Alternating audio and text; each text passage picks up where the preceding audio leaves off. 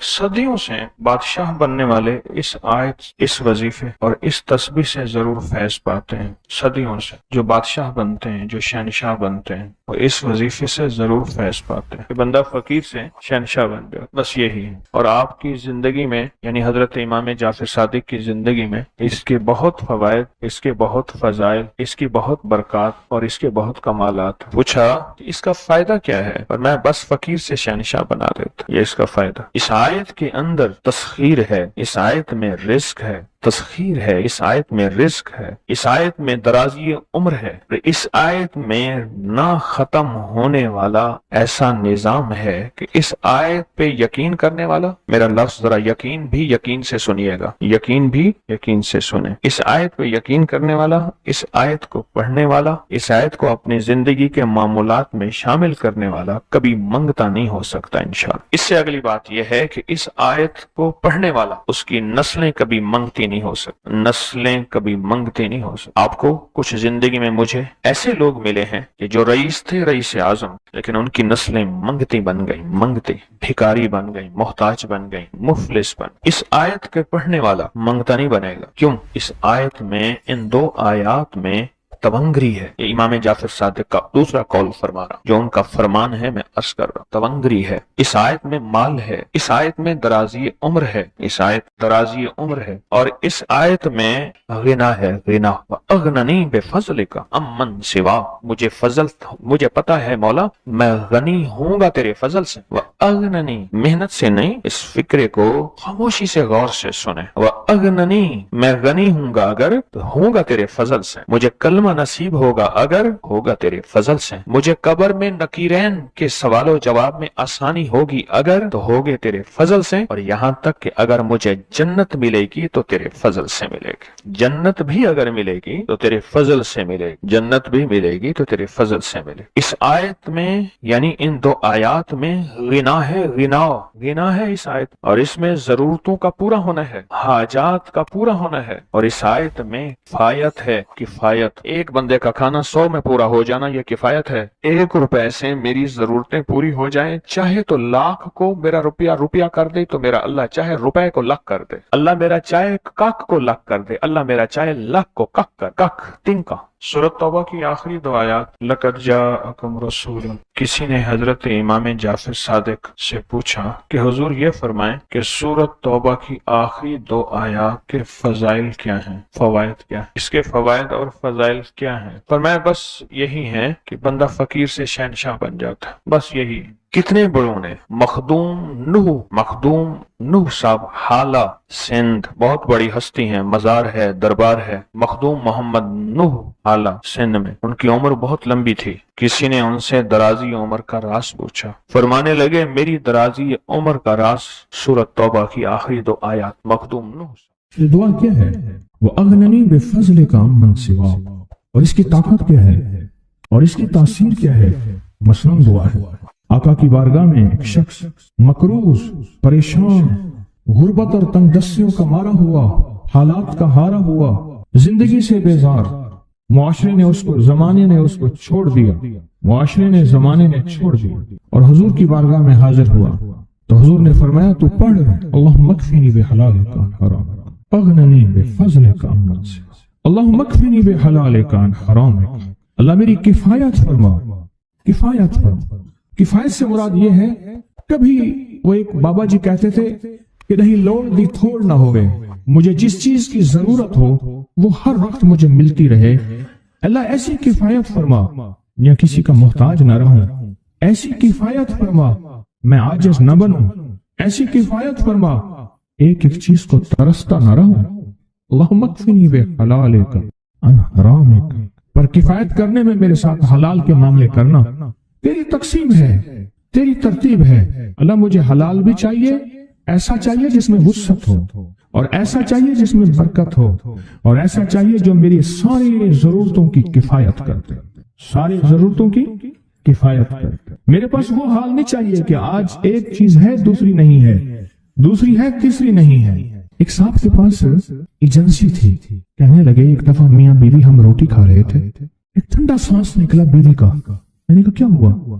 کہنے لگے کہ جب میدا ٹھیک تھا تو کھانا نہیں تھا، اب بیماریاں روگ لگ گئے ہیں، کھانے لاجواب ہیں۔ اس وقت غربت تھی، تنگ دستی تھی، دل چاہتا تھا کھانے کو، طبیعت چاہتی تھی راحت کو، اب وہ نہیں ہے۔ اور جب سے یہ دعا پڑی ہے پھر رب نے وسعت کے دروازے کھولے۔ اس نے ایک وہ ایجنسی لی تھی جو کوئی نہیں لیتا تھا، بالکل کوئی ایسا ادارہ تھا جس کا سارا نظام ختم ہو چکا تھا، وہ ایجنسی لی کوئی نہیں لیتا تھا، اس نے لے لی، سستی ملتی تھی، لیکن اس کے ساتھ قدرت کی طاقت تھی، قدرت کی قوت تھی، اللہ کا نظام اس کے ساتھ تھا، اللہ کا نظام اس کے ساتھ تھا۔ اللہ مکفنی بحلالک عن حرامک، میں اللہ مجھ سے تجھ سے وہ رزق نہیں مانگتا جو میرا اور میری نسلوں کی کفایت نہ کرے، اللہ وہ رزق مانگتا ہوں جو کفایت کرے، پر حلال مانگتا ہوں، طیب مانگتا ہوں، طاہر مانگتا ہوں، مطہر مانگتا ہوں، حرام نہیں مانگتا۔ حرام جتنا زیادہ ہو جائے ایک وقت آئے گا ختم ہو جائے گا، حرام جتنا پہاڑ بن جائے ایک وقت آئے گا اللہ اس کو ختم کر کے دکھائے گا۔ میں نے ایک جگہ حضرت عبداللہ بن مسعود رضی اللہ تعالیٰ کا فرمان پڑھا، وہ بس ایک دفعہ پڑھا، مجھے نہ بھولا، پھر فرمایا سود کا انجام تنگ دستی اور فقر ہے۔ اور ایک اور صحابی کا قول ہے، اور یہی قول حضرت امام جعفر صادق کا ہے کہ حرام کا انجام فقر اور قلت ہے۔ اللہ مجھے حرام نہیں چاہیے، اور پھر اللہ کہتا ہے اچھا چلو ٹھیک ہے تیری کفایت کر دے۔ اللہ سے ایک بات اور بھی مانگتے ہیں، آگے ذرا سنیں، وَأَغْنَنِي بِفَضْلِكَ، مولا مجھے غنی کر دے، مجھے پتہ ہے تیرے فضل سے کوئی غنی ہوگا، محنت کر کے غنی کوئی نہیں ہوگا۔ کمال دعا ہے، وَأَغْنَنِي بِفَضْلِكَ، اغننی، مجھے تیرے فضل سے غنی ہونا ہے۔ میں جا رہا تھا، سیڑھی رکھی ہوئی تھی لمبی بڑی اونچی، اور سر پہ گارے کا تھال تھا اور ایک بندہ چڑھ رہا تھا، میں نے دیکھا میرا کلاس فیلو ہے، وہ اس وقت تک قدم اتنے چڑھ چکا تھا کہ چھت پہ گارا دینے گیا، آگے ایک اور مزدور کھڑا تھا، اس نے چھت کی لپائی ہو رہی تھی، بھوسے والے گارے سے۔ تو جب وہ نیچے اترا تو میں نے اس کو آواز دی، اس نے پہچان لیا، میں نے اس کے والد کو مزدوری کرتے دیکھا تھا اور اس کو سنا تھا کہ اس کا دادا بھی مزدوری کر رہا اور وہ آج بھی مزدوری کر رہا۔ وَأَغْنَنِي، اللہ مجھے غنی کر دے، بِفَضْلِكَ، ہوگا تیرے فضل سے۔ محنت شرط ہے، یہ لفظ ہمیشہ یاد بھی رکھے، غور بھی سنیں، محنت شرط ہے پر محنت پہ فیصلے شرط نہیں ہے کہ محنت فیصلے جو ہیں وہ محنت پہ ہو جائیں، نہ ہاں محنت شرط ہے، محنت شرط ہے، محنت پہ فیصلے شرط نہیں ہے۔ کتنے ساری عمر محنت کرتے کرتے کرتے کرتے ساری عمر محنت کرتے بندے ختم ہو گئے۔ وَأَغْنَنِي بِفَضْلِكَ عَمَّنْ سِوَاكَ، اور مولا ایک شفقت یہ کرنا، مجھے کسی کا محتاج نہ کرنا، امن سوا، کسی کے در در کا بھکاری نہ بنانا، کسی کا محتاج نہ کرنا، اللہ کسی کا منگتا نہ بنانا، اللہ کسی کا سوالی نہ بنانا، اللہ مجھے عاجز نہ بنانا۔ وَأَغْنَنِي بِفَضْلِكَ عَمَّنْ سِوَاكَ، یہ طاقتور دعا ہے، اور دعا کے اندر کی طاقت کو پرکھیں، اندر کے مفہوم کو دیکھیں، اندر کے ترجمے کو دیکھیں۔ آج بھی پڑھیں گے، کل بھی پڑھیں گے، لیکن یاد رکھیے گا اس کی تعداد کو نہ دیکھیں، اللہ کی ہاں قیامت کے دن سننا غور سے، عدد نہیں تولے جائیں گے، عدد کے اندر خلوص اور اخلاص تولا جائے گا۔ اس نے اس عدد کے اندر اس کا اخلاص کتنا ہے، اس کی طلب کتنی ہے، اس کی للہیت کتنی ہے، اس کی تڑپ کتنی ہے، اور اس کا جذبہ کتنا ہے، اللہ کے ہاں یہ تولا جائے گا۔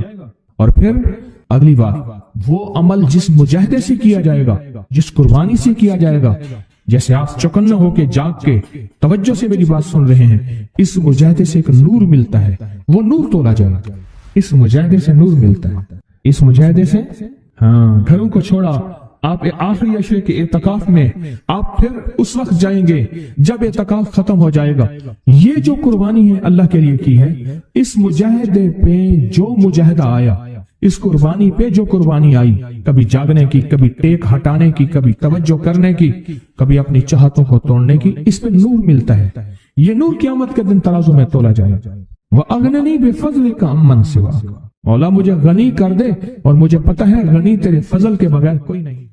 زندگی میں جب بھی کہیں مشکلیں آئی ہیں، جب بھی کہیں پریشانی آئی ہیں، جب بھی کہیں الجھنیں امت کو آئی ہیں، جب بھی کہیں اولاد نہیں ہے، رزق نہیں ہے، صحت نہیں ہے، عزت نہیں ہے، سکون نہیں ہے، چین نہیں ہے، راحت نہیں ہے، جادوؤں نے گھیر لیا، بندشوں نے تباہ کر دیا، हासिदीन ने बर्बाद कर दिया, मुश्किलों ने सर चढ़ के हमें झुका दिया, हालात ने हमारी जिंदगी को तंग कर दिया। कोई परेशानी की जरूरत नहीं। मुझे कहने लगे कि हमारे इलाके में एक साहब हैं, बाबा जी हैं, कोई भी मुश्किल हो वो बैठ के सूरत कुल हुवल्लाह पढ़ाते हैं। उनके पास 7 खाने ले जाने पड़ते हैं, 7 खाने ले जाने पड़ते हैं। वो सूरत कुल हुवल्लाह पढ़ाते हैं बिठा के बंदों को, और उनके लिए खाने जरूरी हैं, खाने अच्छे हों, एक सूट हो, 7 खाने हों, एक खूबसूरत तकिया हो, एक खेस अच्छा बेहतरीन बिछौना हो, एक बिस्तरी की चादर हो, और 7 खाने हो। फरमाया वो देते हैं, लेते हैं, सूरत कुल हुवल्लाह पढ़ाते हैं, फिर बैठ के दुआ करते हैं, बहुत देर तक दुआ करते हैं, लोगों की मुश्किलें हल हो जाती हैं, लोगों की परेशानियां दूर हो जाती हैं। मैंने कहा किसी तरह बाबा जी से पता चलेगा वो दुआ क्या मांगते हैं। क्या लगा वो दुआ किसी को नहीं बताते, बस कहते हैं आओ मेरे साथ बैठ के सूरत कुल हुवल्लाह पढ़ो, अवला कर दरूद पाक पढ़ो और सूरत कुल हुवल्लाह पढ़ो। वो दुआ किसी को नहीं बताते। मैंने कहा किसी तरह पता कर वो दुआ किसी को तुझे बता दे। उसने कहा पता करूंगा। कुछ अर्से के बाद बंदा मुझे मिला, आते ये कागज दिया, और कागज देकर मुझे कहने लगा आपको याद है आपने मेरी एक जिम्मेदारी लगाई थी, और वो जिम्मेदारी ये लगाई थी कि एक हमारे यहाँ बाबा जी हैं, उनके पास कोई दुनिया की मुश्किल, परेशानी, उलझने, नाकामियां, हालात, मसाइल, बेऔलादी, जादू, जिन्नात, असरात, बंदिशें, नक कोई भी है, वो मसले हल होते हैं। लेकिन उनकी शर्तें ये हैं, खूबसूरत तकिया लेते हैं, बेहतरीन सूट लेते हैं, बिस्तरी की चादर लेते हैं, एक खेस यानी पूरा बिस्तर लेते हैं, और कहा अगर सर्दियां तो एक खूबसूरत रजाई भी लेते हैं, और 7 रंग के खाने लेते हैं, अतर की खुशबू लेते हैं, ये लेते हैं, ये लेते हैं। वो फिर आप छोड़ के आ जाए वो उनके होते हैं, बस आपको वो दुआ दे देते हैं और बिठा के सूरत कुल हुवल्लाह पढ़ते हैं। मैंने कहा किस तरह पता कर कि ये अमल क्या है, पता कर ये अमल क्या है। उसने आया ना तो उसने मुझे खत दिया, और खत देते ही उसने कहा कि मैंने पता किया है इस अमल का किसी तरह से। उनके घर की एक खातून हमारी खवातीन से निस्बत थी, उन्होंने बताया है वो सारी सूरत कुल हुवल्लाह वो हुजूर के घराने को और उस बारगाह में पेश करते हैं, उन हस्तियों को पेश करते हैं, और हस्तियों को पेश करने के बाद फिर उनके वसीले से दुआ करते हैं और कहते हैं आप भी हमारे लिए दुआ फरमाएं। ये कहना शिरक नहीं है, ख्याल करना। मैं उम्मत को शिरक पे नहीं लगा रहा, बिदअत पे नहीं लगा रहा। मेरे साथ हर अमल के बड़े बड़े हवाले हैं, मेरे साथ हर अमल की बड़ी बड़ी ताकतवर लिंक्स और रेफरेंस हैं। मैं नहीं लगा रहा। मैं एक वादा करता हूं और एक दावा करता हूं, लेकिन वो दावा नहीं है ना वादा है।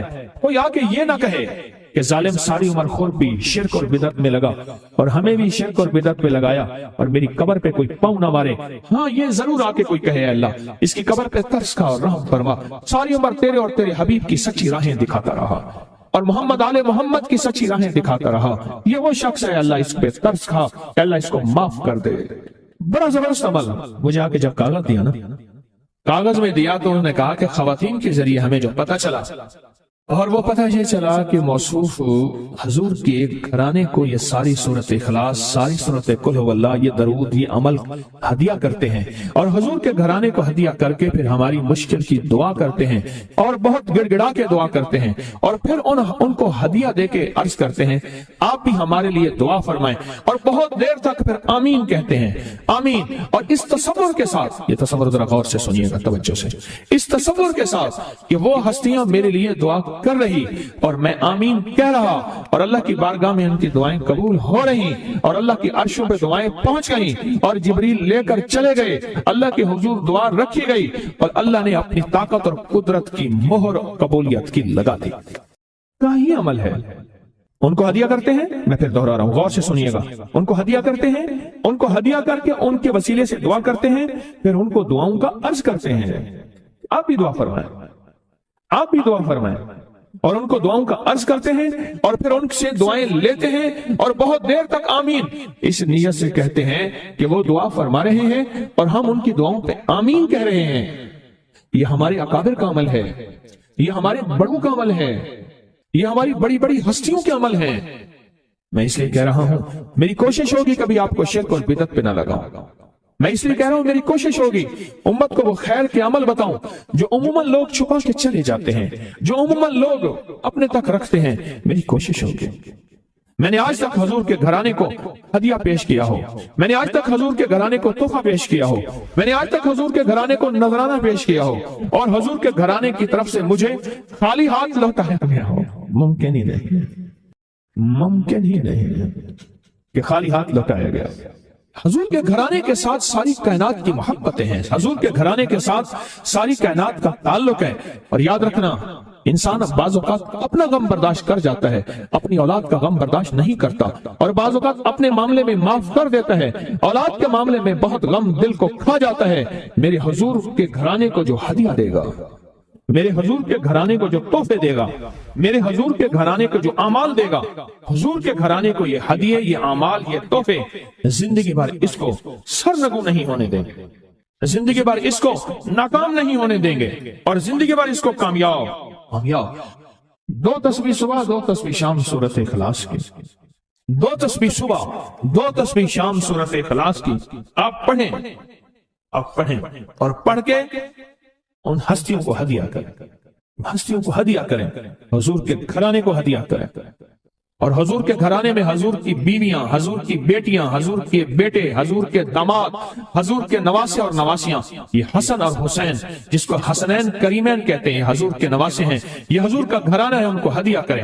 اپنے مسائل کو حل ہوتا دیکھیں، اپنی مشکلات کو حل ہوتا دیکھیں، اپنی ناکامیوں کو ختم ہوتا دیکھیں۔ سال ہر سال سے یہ عمل بتا رہا ہوں، سال ہر سال سے یہ عمل بتا رہا ہوں۔ میں نے تو جس کو دیا ہے زندگی میں اس کو کامیابی ملی ہے، میں نے تو جس کو دیا ہے وہ زندگی میں ناکام نہیں ہوا۔ ہمارے یہاں ایک پیر صاحب تھے، میرے والد صاحب رحمۃ اللہ علیہ، ان کا باغ اور ہمارا باغ آپس میں اب بھی ایک ہی ہے، دیوار کے ساتھ دیوار ہے، بنے کے ساتھ بن۔ تو وہ ان کے ہاں گئے تو ایک بابا جی جھاڑو دے رہے تھے، ایک بابا جی جھاڑو دے رہے تھے، اور صبح شام کی روکی سوکی ملتی تھی، اور بس ہر وقت غلامی ہوتی تھی، ہر وقت غلامی ہوتی تھی۔ تو مجھے والد صاحب نے بتایا کہ میں اس بندے کو جانتا ہوں، اس نے اتنی مربع، اتنی ایکڑ، اتنی زمین جو ہے اٹھا کے ساری پیر صاحب کو دے دی، اور ساری زندگی پیر صاحب کے 2 وقت کی ایک سوکھی پوکی روٹی، آخر وہیں مر گیا اور اس کو کفن دے کے دفن۔ اسے پیر صاحب نے مجبور نہیں کیا، پیر صاحب نے مجبور نہیں کیا۔ دعاؤں کی طاقت ہے، دعائیں نسلوں کو کھلائیں گی، پلائیں گی۔ پر ایک تجربے کی بات بتاؤں، بڑوں کی بات ہے، بڑوں کی بات، دعاؤں کی برکت سے اللہ حلال طیب طاہر کھلائے گا۔ میرے پاس ایک صاحب ہے، کہنے لگا کاروبار کو زوال ہو رہا ہے، کورنگی میں، کراچی میں فیکٹریاں، ملیں اچھی خاصی ہیں وہ ایریا، تو کہا کاروبار کو زوال ہو رہا ہے، اور کاروبار زوال پہ چلا گیا ہے، کمپنیاں 2-4 بند ہو گئی ہیں، زوال ہو رہا۔ میں نے اللہ کا نام دیا، پھر ملے، کہا کچھ نہیں ہے۔ اچھا، میں نے کہا یہ پڑھیں آپ، اللہ پاک دکھائے گا مجھے۔ انہوں نے خود بتایا، میں ایسے کوئی سمندر ہے اس کے کنارے کھڑا ہوں، کہنے لگے کراچی کا سمندر نہیں، کہاں ہے؟ تو میری طرف پانی آتا ہے بالکل میلا گندا، تو میں سوچتا ہوں سمندر کا پانی تو بالکل شفاف ہوتا ہے، یہ گندا پانی کیسے ہے؟ اور وہ گندا پانی پہلے میرے ٹخنوں تک آتا ہے، پھر گھٹنوں تک آتا ہے، پھر رانوں تک آتا ہے۔ اور کہا کہ مجھے دور سے ایک لہر آتی نظر آ رہی ہے کہ شاید میں اس میں ڈوب جاؤں۔ آواز آتی ہے چلا جا، تیرے رزق میں کوئی مشکوک رزق داخل ہوا ہے، ہم تجھے پاک کرنا چاہتے ہیں، اور یہ سارا مشکوک رزق ہے، اور تیرے مال کو ہم نے اس لیے کم کر دیا۔ گھبرا نہیں، گھبرا نہیں، استقامت سے ہمارا نام لیتے رہنا، بہت جلد تجھے ہم پاک کر کے پھر پاک مال دیں گے۔ پاک کر کے، کیا عجیب بات ہے، پاک کر کے پھر پاک طیب طاہر مال دیں گے، گھبرا نہیں، ہمارا نام لیتے رہنا۔ تو ہو کسی بھی حال میں، تو ہو کسی بھی حال میں، تو ہو کسی بھی حال میں، مولا سے لو لگائے جا، قدرت ذل جلال میں کیا نہیں گڑ گڑائے جا۔ چین سے بیٹھے گا اگر کام کے کیا رہیں گے پر، گونا نکل سکے گا مگر پنجرے میں پھڑپھڑائے جا۔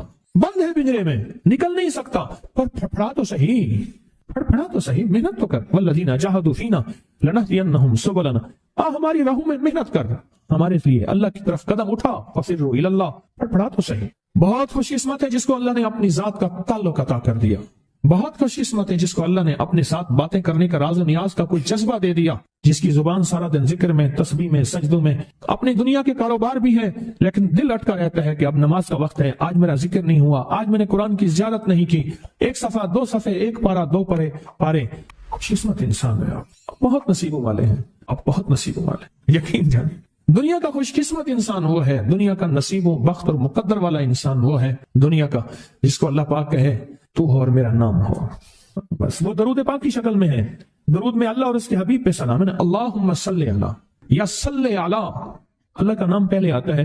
میرا درود ہے، کلمہ ہے، تسبیح ہے، کوئی ذکر ہے، مسنون دعائیں ہیں، بس میرا نام ہو اور تو ہو، بعض اوقات اللہ دنیا تھوڑی کر دیتا ہے، رزق تھوڑا کر دیتا ہے، لوگ تانے دیتے ہیں۔ صدیق اکبر رضی اللہ تعالی عنہ کو تانے دیتے تھے کہ تیرے پیر نے تجھے یہ دیا ہے، نعوذ باللہ، تجھے فقیر کر دیا، تجھے غریب کر دیا، اور تُونے ٹاٹ کے کپڑے اور سیہ کر دیا۔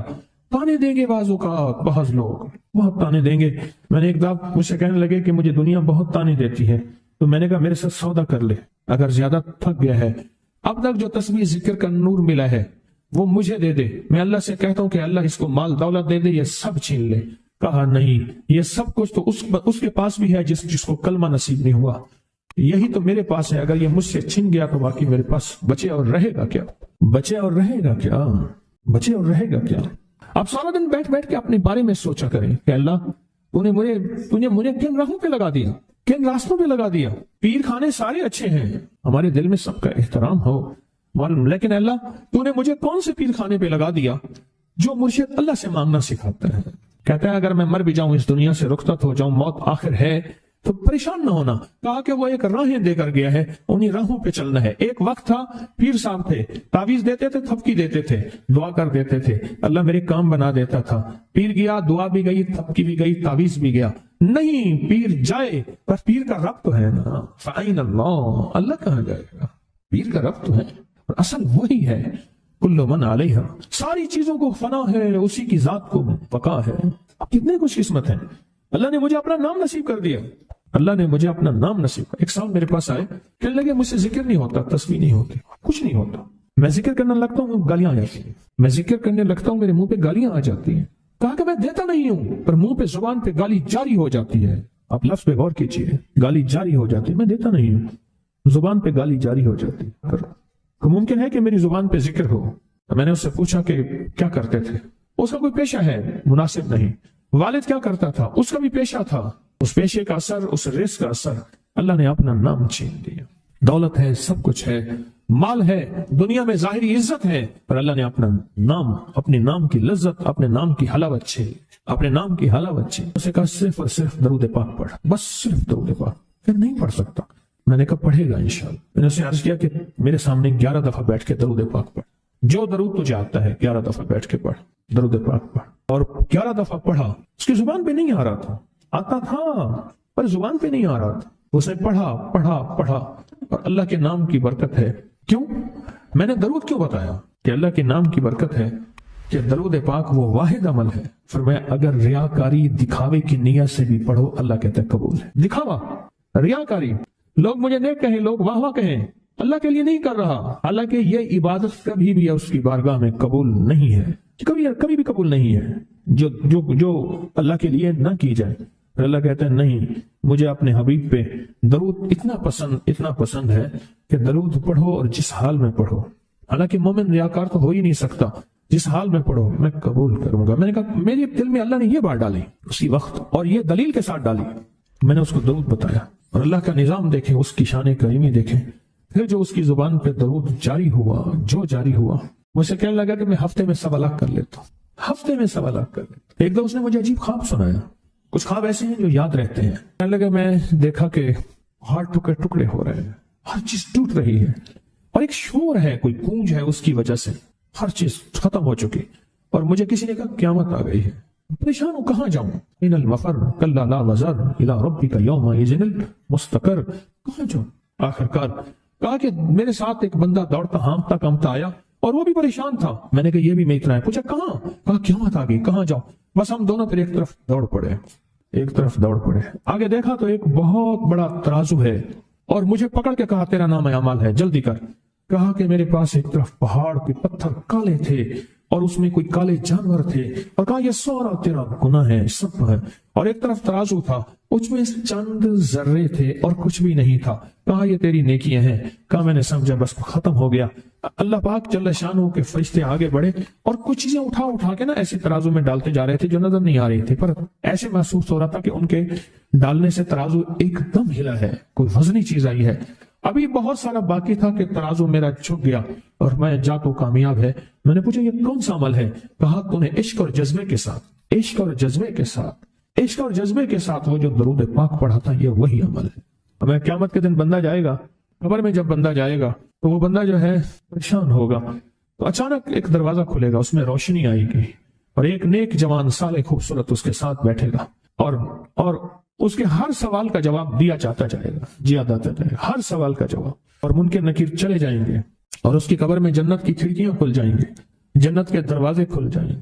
پوچھے گا یہ کیا ہے، آپ کون ہیں؟ کہا وہ درود ہوں جو دنیا میں تو اٹھتے بیٹھتے سوتے جاگتے پڑھتا تھا، وہ درود تو دنیا میں مجھے نہیں بھولا تھا، آج میں تجھے نہیں بھول۔ کبھی نہ سوچے ہیں کہ مجھے تسبیح سے، ذکر سے، درود سے، کلمے سے، سورت اخلاص سے اور اس دعا سے کچھ نہ ملا، کیونکہ آپ کو یہ کانوں میں ڈالنے والے بہت ملیں گے۔ کیا پایا، کیا ملا؟ فلاں کو تو یہ ملا، فلاں کو تو یہ ملا، تجھے کیا ملا؟